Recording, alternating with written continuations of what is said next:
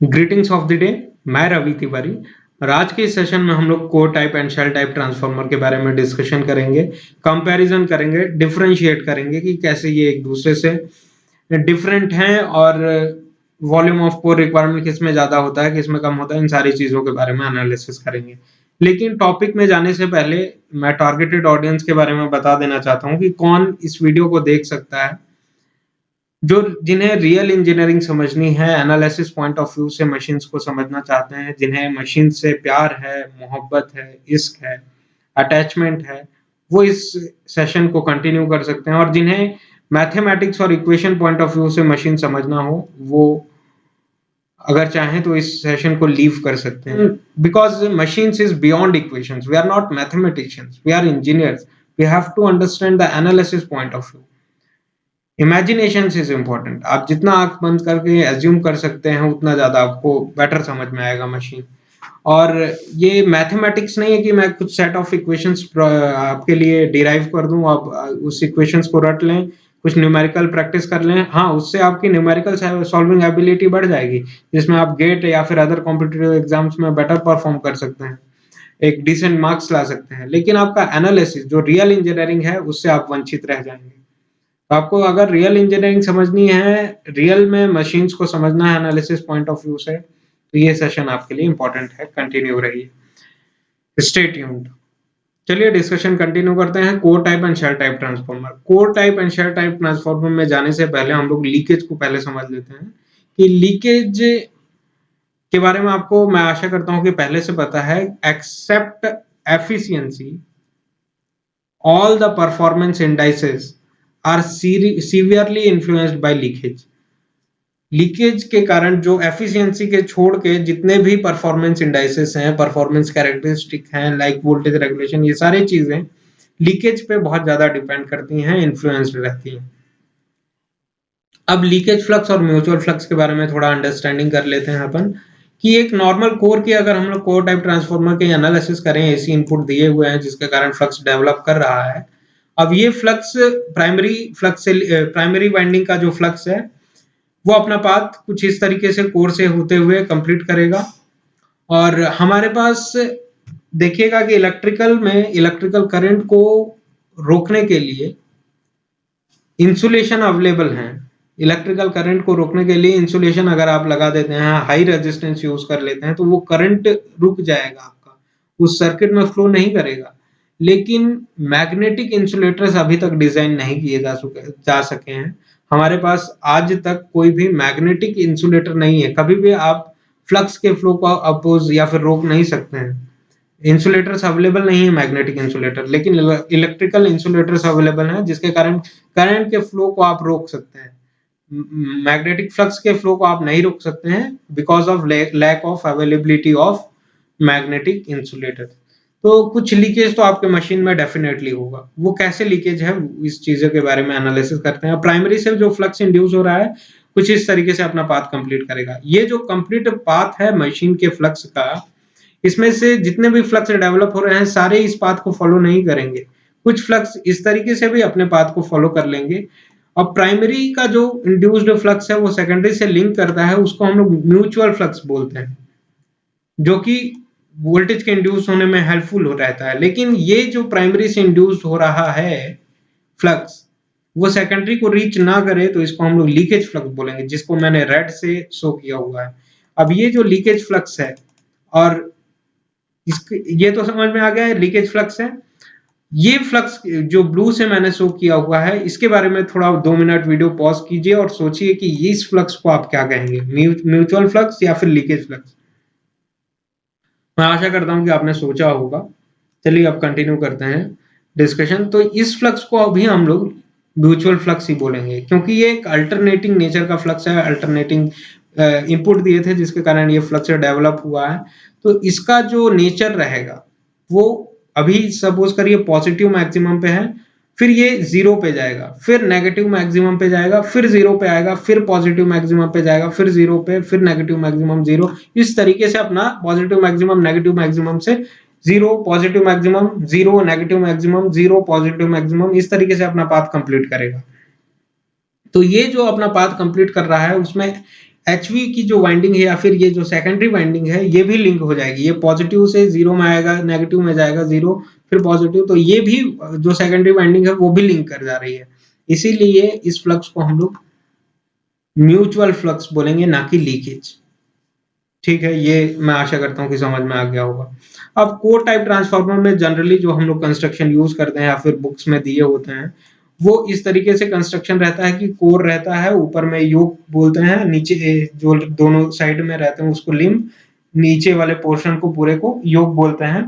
अब इस कंस्ट्रक्शन में प्राइमरी साइड में एलवी वाइंडिंग प्लेस की जाती है। एलवी वाइंडिंग प्लेस अगर हम लोग यहाँ पे कर रहे हैं, एचवी यहाँ पे प्लेस कर रहे हैं, कंप्लीट पैकेज वाइंडिंग का प्राइमरी लिंब में अगर हम लोग एलवी प्लेस कर रहे हैं, सेकेंडरी में एचवी प्लेस कर रहे हैं, तो ये जो फ्लक्स है, इस तरीके से जो फ्लक्स अपना पाथ कंप्लीट करेगा, इसको हम लोग लीकेज फ्लक्स बोलेंगे, क्योंकि ये प्राइमरी से इंड्यूस हो रहा है, सेकेंडरी में लिंक नहीं हो पा रहा है। जो सेकेंडरी में लिंक ना हो उस फ्लक्स को हम लोग लीकेज फ्लक्स बोलते हैं। तो ये एक लीकेज फ्लक्स है।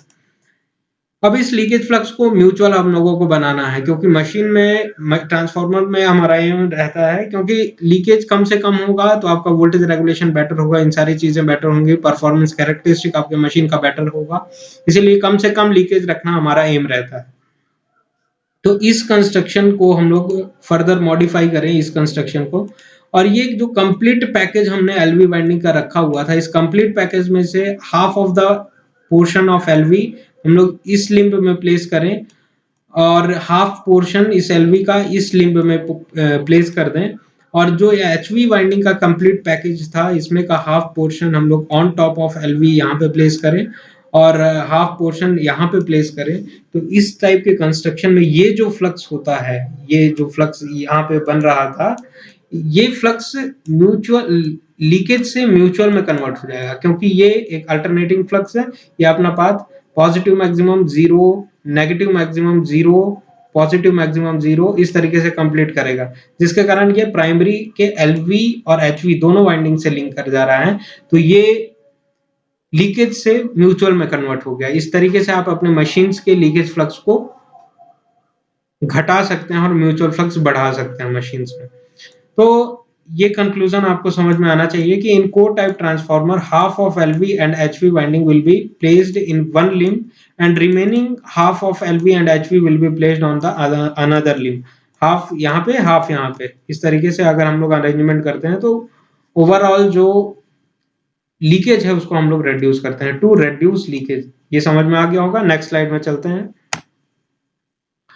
अब कुछ लोगों को ऐसा लगता है कि एलवी वाइंडिंग में वोल्टेज कैपेबिलिटी लो रहती है, एचवी में ज्यादा हाई रहती है, और जिसके कारण करंट कैपेबिलिटी जो एलवी की रहती है वो बढ़ जाती है। मैग्नीट्यूड ऑफ करंट एलवी में ज्यादा होता है, एचवी में कम होता है, जिसके कारण करंट का मैग्नीट्यूड बढ़ने के कारण area of cross section of copper आपका ज्यादा लगेगा, वाइंडिंग ज्यादा एरिया ऑफ क्रॉस सेक्शन की लगेगी। तो उसके कारण जो volume of copper requirement of winding है एलवी के केस में वो ज्यादा होगा वॉल्यूम ऑफ कॉपर रिक्वायरमेंट, जबकि एचवी के केस में वो वॉल्यूम ऑफ कॉपर रिक्वायरमेंट कम रहेगा। लेकिन ऐसा नहीं है। एलवी के वाइंडिंग में जो नंबर ऑफ टर्न्स हम लोग प्रोवाइड करते हैं वो कम करते हैं, less number of turns provide करते हैं as compare to HV. HV में ज्यादा नंबर ऑफ टर्न्स प्रोवाइड करते हैं। एलवी वाइंडिंग में करंट का मैग्नीट्यूड ज्यादा होता है, इसीलिए area of cross section of copper हम लोग ज्यादा यूज करते हैं।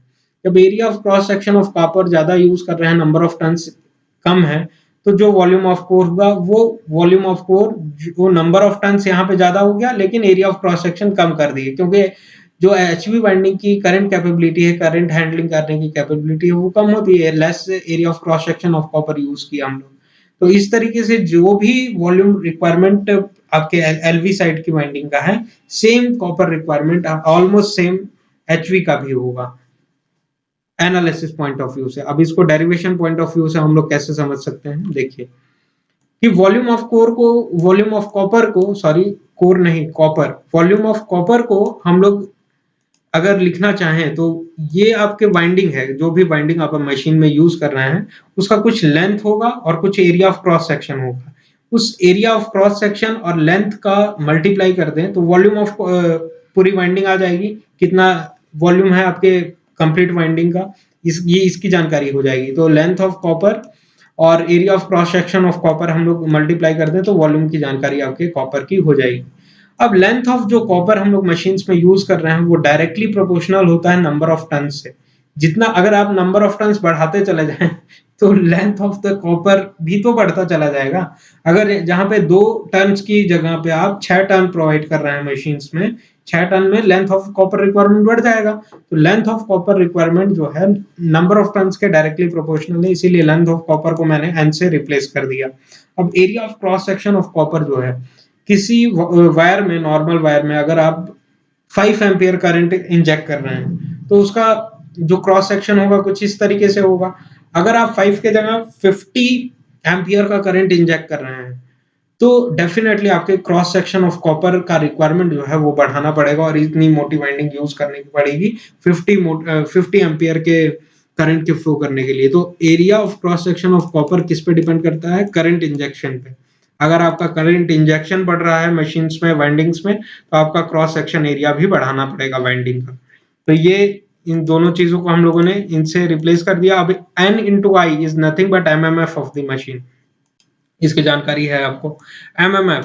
अब अगर हम लोग if we neglect no load current, I naught को अगर हम लोग नेग्लेक्ट कर देते हैं मशीन्स में, क्योंकि ट्रांसफार्मर के केस में आई नॉट की वैल्यू बहुत लो रहती है compare to other machines because of lack of air gap in transformer.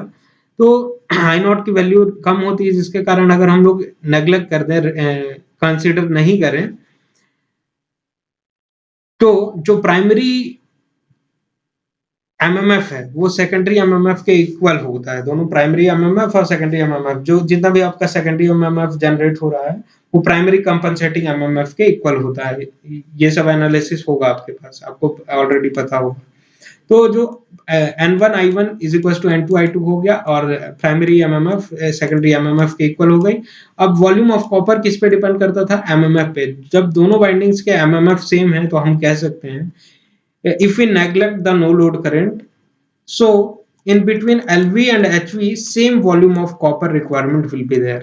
ये डेरिवेशन पॉइंट ऑफ व्यू से भी हमने समझ लिया कि प्राइमरी का जो LV वाइंडिंग है या फिर HV वाइंडिंग है, दोनों में सेम कॉपर का रिक्वायरमेंट होगा, उसमें कोई डिफरेंस नहीं होगा, ऑलमोस्ट सेम होंगे दोनों। अब इसमें डाउट नहीं करिएगा कि अगर आपसे कुछ कोई पूछे तो आप ये एनालिसिस लगा रहे हैं कि कोई दूसरा एनालिसिस लगा रहे हैं और जनरल पॉइंट ऑफ व्यू से सोच रहे हैं। इंजीनियरिंग पॉइंट ऑफ व्यू से सोचिए, अगर नंबर ऑफ टन्स लेस है तो एरिया ऑफ क्रॉस सेक्शन ज्यादा है, तो जो वॉल्यूम ऑफ कोर हुआ वो नंबर ऑफ टन्स हाई है, लेंथ ऑफ कॉपर बढ़ गया आपका, और एरिया ऑफ क्रॉस सेक्शन कम है तो जो ओवरऑल वॉल्यूम हुआ दोनों एक दूसरे के सेम ही होंगे। ठीक है, मैं आशा करता हूँ कि समझ में आया होगा आपको। चलिए नेक्स्ट स्लाइड में चलते हैं। अब यहाँ पे एनालाइज करते हैं हम लोग शेल टाइप ट्रांसफार्मर के बारे में। शेल टाइप ट्रांसफार्मर, अब नॉर्मली जब शेल टाइप ट्रांसफार्मर देखते हैं तो इस तरीके से हम लोगों को, ब्लू से मैंने एलवी वाइंडिंग शो किया हुआ है, रेड से एचवी वाइंडिंग शो किया हुआ है। ब्लू में कंप्लीट एलवी का जो पैकेज है एलवी वाइंडिंग का वो ब्लू से मैंने शो किया हुआ है, ब्लू में प्लेस किए। एचवी का जो कंप्लीट पैकेज है वो मैंने रेड में शो किया, प्लेस किया, इंस्टॉल किया। अब ये वाइंडिंग इंस्टॉलेशन के बाद जो मशीन आपकी ऑपरेट करेगी तो कुछ फ्लक्स अपना पाथ इस तरीके से कंप्लीट करेंगे। अब ये पाथ अल्टरनेटिंग फ्लक्स है, तो ये पॉजिटिव मैक्सिमम पे है, जीरो पे जाएगा, negative maximum, zero, positive maximum, इस तरीके से अपना पाथ कंप्लीट करेगा, जो कि एचवी वाइंडिंग से लिंक नहीं कर पा रहा है। ये फ्लक्स एचवी वाइंडिंग से लिंक नहीं कर पा रहा है, जिसके कारण इसको हम लोग लीकेज फ्लक्स बोलेंगे। अब लीकेज रिड्यूस करने के लिए हम लोग शेल टाइप ट्रांसफार्मर में क्या करते हैं, सैंडविचिंग या फिर पैनकेक्ड स्ट्रक्चर फॉलो करते हैं वाइंडिंग्स का। कैसे करते हैं देखते हैं हम। अब ये जैसे आपके पास शेल टाइप ट्रांसफार्मर है, इसका कोर है और ये मिडिल लिम्ब है। इसमें मिडिल लिम्ब में एलवी वाइंडिंग, फिर small part of LV winding, complete package use करने की बजाय small part of LV, HV, small part of LV, small part of HV, इस तरीके से हम लोग यूज करते हैं। अगर तो ब्लू से हमने एचवी एलवी को रिप्रेजेंट किया है, रेड से एचवी को, तो एलवी एचवी एलवी एचवी इस तरीके से कंटिन्यू हम लोग प्लेस कर दिए वाइंडिंग्स को अपने।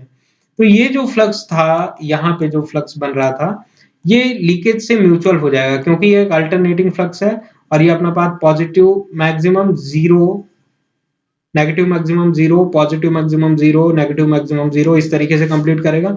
तो ये दोनों एलवी और एचवी से एलवी एचवी से लिंक कर जा रहा है। तो ये जो लीकेज फ्लक्स था वो म्यूचुअल में कन्वर्ट हो गया।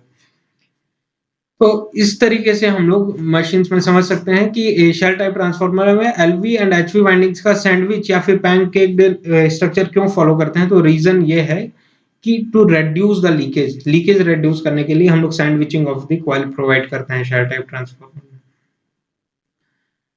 अब अगर हम लोग अब ये जो कोर है, कोर है, आयरन रिलेटेड मटेरियल से ही बना हुआ है। और जितने भी मैग्नेटिक मटेरियल्स जितने भी हैं वो एक इलेक्ट्रिकल कंडक्टर भी होते हैं। जैसे कि आयरन एक मैग्नेटिक मटेरियल है जो कि इलेक्ट्रिकल कंडक्टर भी है। तो कंडक्टर और वाइंडिंग भी एक कंडक्टर ही है। कंडक्टर टू कंडक्टर सेपरेट करने के लिए हम लोग इंसुलेशन प्रोवाइड करते हैं। नॉर्मली हम लोग कंडक्टर टू कंडक्टर प्लेस नहीं कर सकते हैं because of the short circuiting of the machine. तो हम लोग इंसुलेशन प्रोवाइड करते हैं। अब ये जो यहाँ पे जो फर्स्ट वाइंडिंग है, मतलब ये कोर के पास वाली जो वाइंडिंग होती है वो हमेशा एलवी वाइंडिंग हम लोग प्लेस करेंगे। कोर के पास हमेशा एलवी वाइंडिंग, कोर के पास हमेशा ब्लू कलर से एलवी वाइंडिंग मैंने प्लेस किया हुआ है। कोर के पास हमेशा एलवी वाइंडिंग, क्यों?